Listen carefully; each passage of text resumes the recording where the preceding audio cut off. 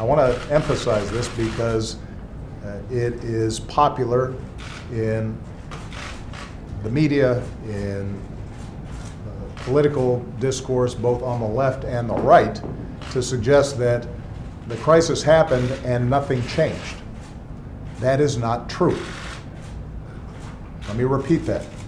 In fact, we went at financial regulation very hard to guard against another era of too big to fail and some of the systemic disruptions that occurred because of lax regulation. It has helped us crack down on irresponsible behavior. We have seen banks that now have much greater capital, as much as $700 billion worth of additional capital, additional cushion inside of our financial system. We have put in place requirements so that if you have a financial institution that is on the brink of collapse, we can engage in an orderly unwinding of that institution without having taxpayers forced to come in and bail it out. We have made sure that the monitoring and the reporting by these institutions is much more stringent than it used to be. We are moving in the derivatives sector a huge amount of oversight and regulation, and now you have clearinghouses that account for the vast majority of trades taking place, so that we know if and when somebody is doing something that they shouldn't be doing, if they're over leveraged in ways that could pose larger dangers to the financial system.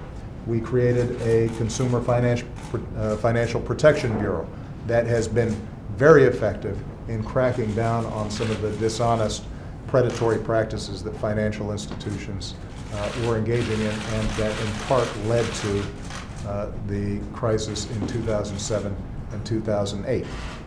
So I want to dispel the notion that exists both on the left and on the right that somehow after the crisis nothing happened.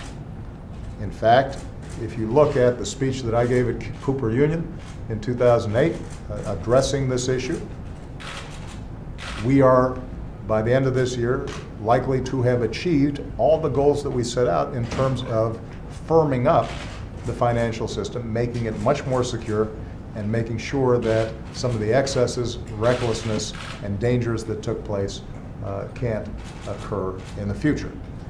The second thing that I want to correct for the record is the notion that somehow this would hurt business and the economy. In fact, the opposite has happened. Our businesses have created jobs every single month since this law was signed. Over the past 6 years, they've created more than 15 million new jobs in all. And because of Wall Street reform, our financial system is safer and stronger than it was before the crisis. It is much better equipped to withstand any systemic blows that may occur, not just within our borders, but in the international financial system generally. So we did not just rebuild this, we rebuilt it better, and we rebuilt it stronger. Now, that doesn't mean that there's not still work to do. One of the things that we discussed was the fact that there is a shadow banking system, a set of institutions that under current law aren't always regulated in the same way that banks are regulated. Hedge funds, asset managers, et cetera. And one of our projects is to make sure that we are covering some of those potential gaps. We may need at some point help from Congress to do that, but in the meantime, the joint committee of these agencies has been working very effectively to try to monitor some of those areas that are outside the traditional banking system. We still have work to do to complete regulations related to executive compensation to make sure that individuals who are working in these financial institutions are less incentivized to take big reckless risks that could end up harming our financial sector overall. And we also spend a lot of time talking about cybersecurity, an area where there's going to be increasing vulnerability, and as part of my cybersecurity national action plan, we have already seen these independent regulators working together with Treasury and with Department of Homeland Security and other agencies to start tightening up our financial sector and to identify those areas where we might be weak and might be vulnerable. So there's going to continue to be a lot of work to do. The financial system operates very quickly. It is innovative. There's a lot of technology involved, and so the task for regulators is challenging because it's a moving target. It doesn't stay static. But these institutions have worked really hard and overall undoubtedly have made our financial system much better. So when you read articles, whether on the left or the right, that suggest somehow nothing happened and everybody just went back to the same go-go years that they were engaging in before, those are factually incorrect. They're not true. And the reason I want to emphasize that is because when there's a perception that nothing happened, that feeds cynicism that actually weakens our ability then to make further progress in regulating this sector. A lot of work has been done by a lot of really smart, dedicated people to try to make this system work better. And we've made vast improvements, and we now have to build on that.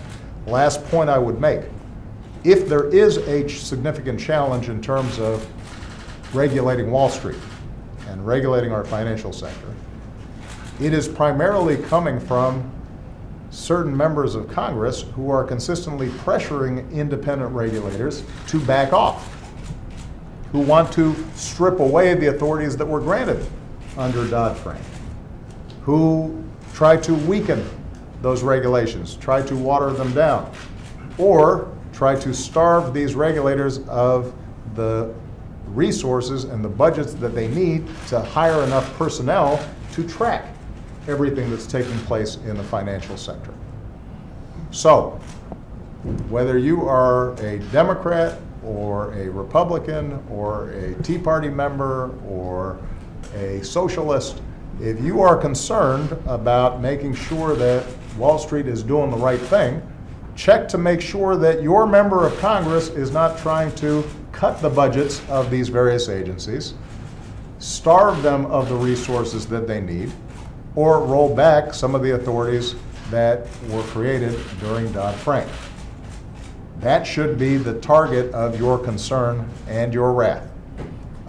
Because unless we have strong independent agencies like this that can provide the oversight that's necessary, it is absolutely true that these financial institutions with enormous resources and mountains of lawyers and accountants and analysts will run circles around the government and will end up engaging once again in the kinds of destructive behavior that caused so much damage to so many people in the first place.